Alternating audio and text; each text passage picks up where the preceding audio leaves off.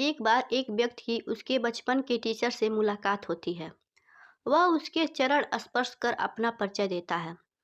वे बड़े प्यार से पूछती हैं, अरे वाह, आप मेरे विद्यार्थी रहे हैं। अभी क्या करते हो? क्या बन गए हो? मैं भी एक टीचर बन गया हूँ, वह व्यक्ति बोला। और इसकी प्रेरणा मुझे आपसे ही मिली थी, जब मैं 7 वर्ष का था।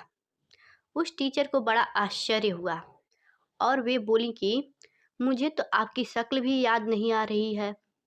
उस उम्र में मुझसे कैसी प्रेरणा मिली थी?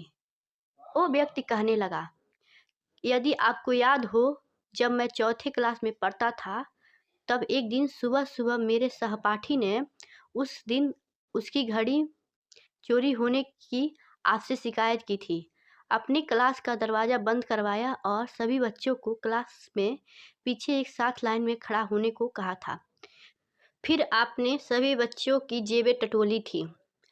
मेरे जेब से आपको घड़ी मिली थी, जो मैंने चुराई थी। पर चूंकि आपने सभी बच्चों को अपनी आंखें बंद रखने को कहा था, तो किसी को पता नहीं चला कि घड़ी मैंने चुराई थी। टीचर, उस दिन आपने मुझे लज्जा व शर्म से बचा लिया था और इस घटना के बाद कभी भी अपने व्यवहार से मुझे यह नहीं लगने दिया कि मैंने एक गलत कार्य किया था। अपने बगैर कुछ कहे मुझे क्षमा भी कर दिया और दूसरे बच्चे मुझे चोर कहते, इससे भी बचा लिया था।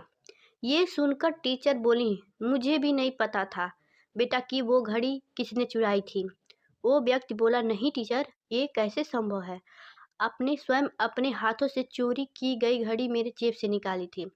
टीचर बोली, बेटा, मैं जब सबके पॉकेट चेक कर रही थी, उस समय मैंने कहा था कि सब अपनी आंखें बंद रखेंगे और वही मैंने भी किया। मैंने स्वयं भी अपनी आंखें बंद रखी थी। आइए प्रण कीजिए, यदि हमें किसी की कमजोरी मालूम भी पड़ जाए, तो उसका दोहन करना तो दूर, उस व्यक्ति को ये आभास भी न होने दें कि आपको इसकी जानकारी भी है। धन्यवाद। Like and subscribe.